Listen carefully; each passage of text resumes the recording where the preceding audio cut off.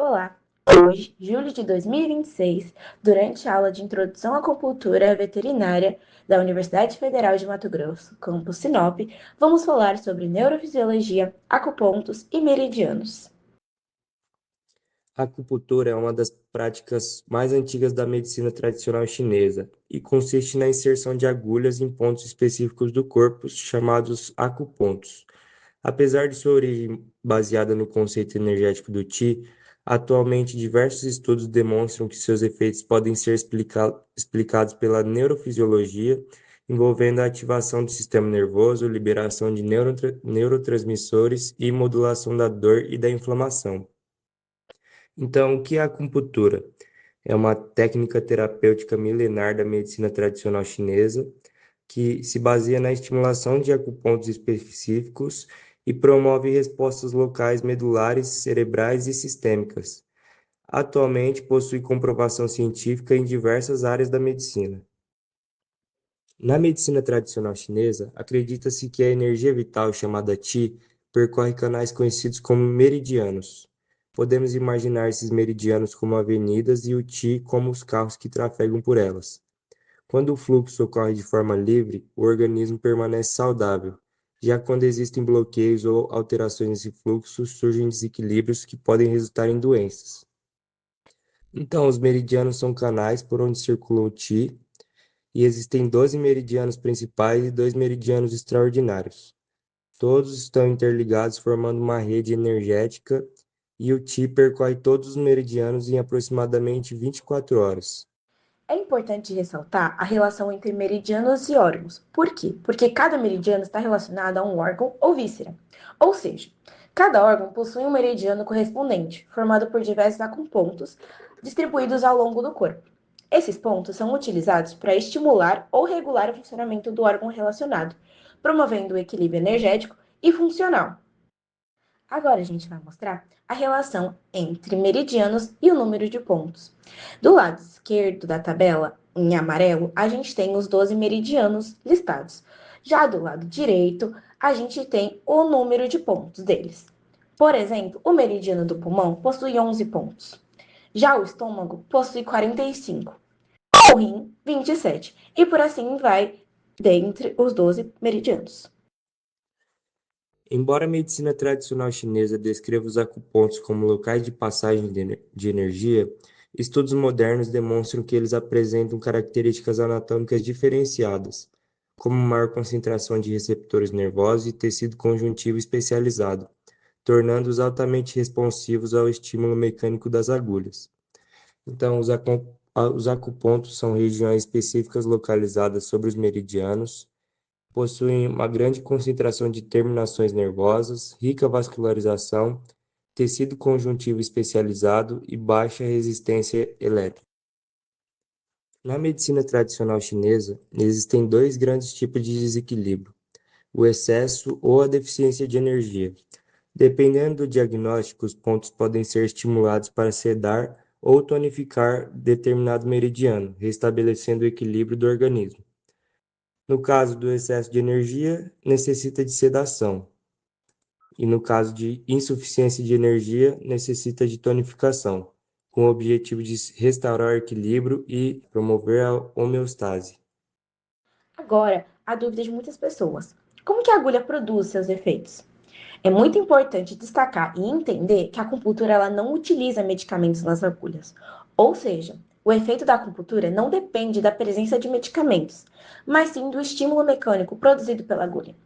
Esse estímulo provoca alterações locais no tecido conjuntivo e ativa receptores nervosos, gerando um fenômeno conhecido como TI, considerado também um importante indicador de que o acuponto foi adequadamente estimulado.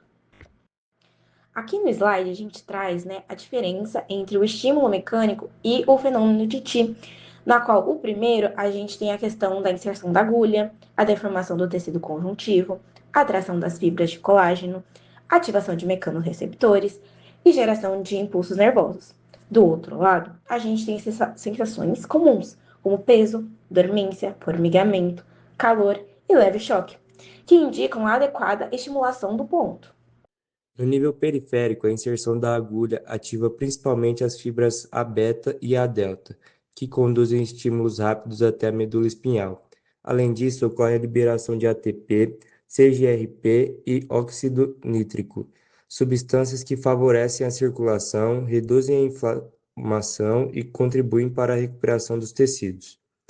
Então, na neurofisiologia local, no sistema nervoso periférico, a inserção da agulha ativa fibras A beta e fibras A delta, promovendo a liberação de ATP, CGRP e óxido nítrico, trazendo resultados como a vasodilatação, recuperação tecidual, relaxamento muscular e modulação da dor. Na medula espinhal ocorre a ativação dos interneurônios inibitórios, mecanismo conhecido como a teoria das comportas da dor. Esses neurônios reduzem a passagem dos estímulos dolorosos para o cérebro, produzindo analgesia ainda no nível medular. Bom, agora para a gente falar um pouco sobre a neurofisiologia central, a gente tem que entender que após passar pela medula espinhal, os impulsos atingem diversas regiões cerebrais responsáveis pela modulação da dor e pelo controle neuroendócrino. Nesses locais, ocorre a liberação de neurotransmissores e neuromoduladores que explicam os efeitos analgésicos, relaxantes e reguladores da acupuntura. Então, aqui no slide a gente mostra, né, que os impulsos eles seguem para onde? Para o hipotálamo, para a hipófise, para a glândula pineal.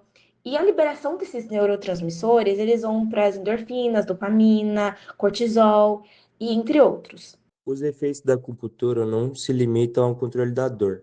Ele também influencia o sistema nervoso autônomo e o eixo hipotálamo-hipófise adrenal, regulando respostas hormonais e imunológicas que contribuem para a recuperação do organismo. Então, além do controle da dor, a acupuntura atua sobre o sistema nervoso autônomo, o eixo hipotálamo-hipófise adrenal e o sistema imunológico, trazendo consequências como redução da inflamação, melhora da resposta imunológica, equilíbrio hormonal e manutenção da homeostase.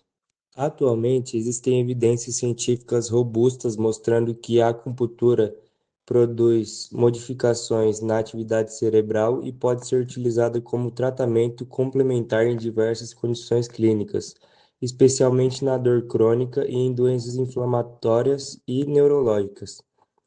Então, a gente tem evidências científicas de aplicações clínicas da acupuntura em casos como dor crônica, enxaqueca, artrite, inflamações, AVC, recuperações pós-operatórias e distúrbios neurológicos.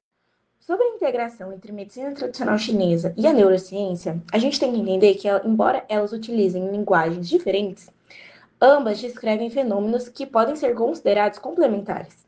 Enquanto a primeira explica a saúde pelo equilíbrio do Qi, a segunda demonstra que a estimulação dos acupontos desencadeia respostas, como as neurais, hormonais e imunológicas, que são capazes de restaurar a homeostase. Então, aqui no slide, a gente mostra diretamente para vocês uma tabelinha que descreve esses fenômenos que são considerados complementares, como o Qi de um lado e os impulsos nervosos do outro, com acupontos de um lado e regiões ricas em receptores nervosos do outro. Então, com tudo visto no vídeo, nós temos as considerações finais de que os acupontos são locais estratégicos capazes de ativar receptores sensoriais e vias neurais. Os meridianos representam a organização funcional utilizada pela medicina tradicional chinesa para direcionar o tratamento. A inserção das agulhas promove respostas locais, modulares, cerebrais e sistêmicas, e a liberação de neurotransmissores e a modulação do sistema nervoso explicam grande parte dos efeitos terapêuticos observados. Dessa forma, a acupuntura integra conhecimentos tradicionais e evidências científicas, demonstrando seu papel como uma técnica capaz de controlar para a manutenção da homeostase e do equilíbrio funcional do organismo. Para a finalização do nosso trabalho, segue as referências e um muito obrigada de Guilherme e Marina.